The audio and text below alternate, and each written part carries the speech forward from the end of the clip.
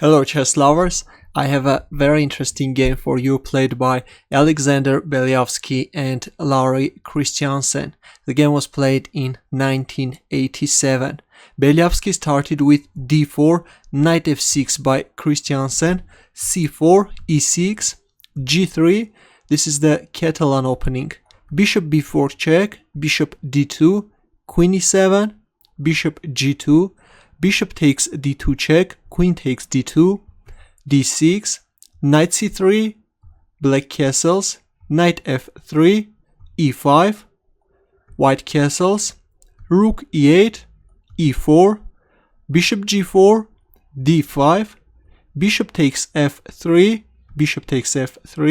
knight d7, b4, white is preparing this c5 break, a5, black is starting to target white's pawn chain, a3, rook a6, now black is going to double his rooks on a file, knight b5, knight b6, rook c1, a takes b4, queen d7, queen d3, rook a4, queen b3, rook a8, rook d1, h5, black is trying to find some counterplay on the king side, h4, not allowing any h4 advance by black, g6, rook b1, knight g4, bishop e2, queen e7, rook c1, c6, d takes c6, b takes c6, c5, d takes c5, b takes c5, knight d7, knight d6.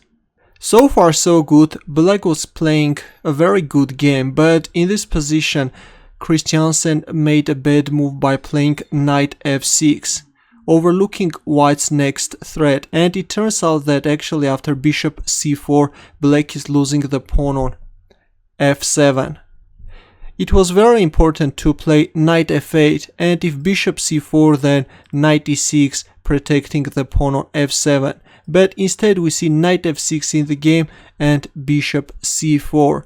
And now understanding that losing the pawn on f7 can be fatal, black decided to go for this knight sacrifice, knight takes f2, hoping for a perpetual check.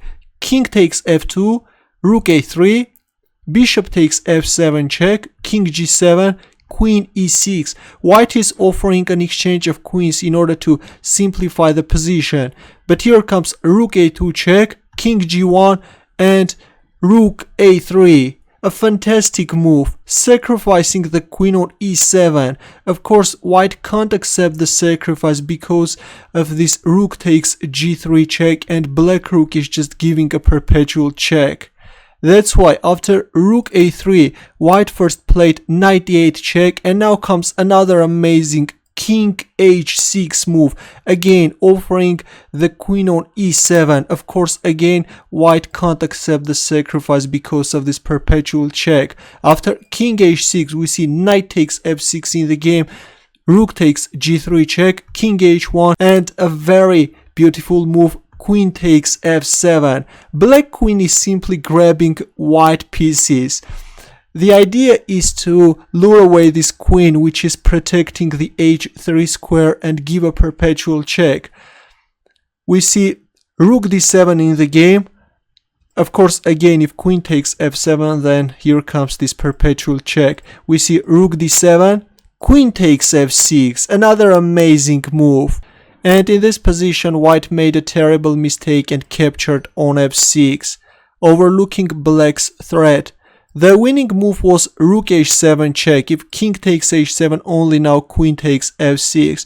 But after queen takes f6, this is already a draw. Probably white was hoping for rook h3 check, and after king g1, rook g3, play king f1. Already the queen is covering this f file and there is no rook f3 check. But it turns out that after queen takes f6, black has another beautiful way to draw the game. Can you find black's next move? Ready? Black played rook h2 check, sacrificing the rook. and the players agreed to a draw, because if king takes h2, then this rook on g3 is becoming a desperado piece, rook g2 check, and is giving a perpetual check. And if white accepts the sacrifice, then this is a stalemate and a draw.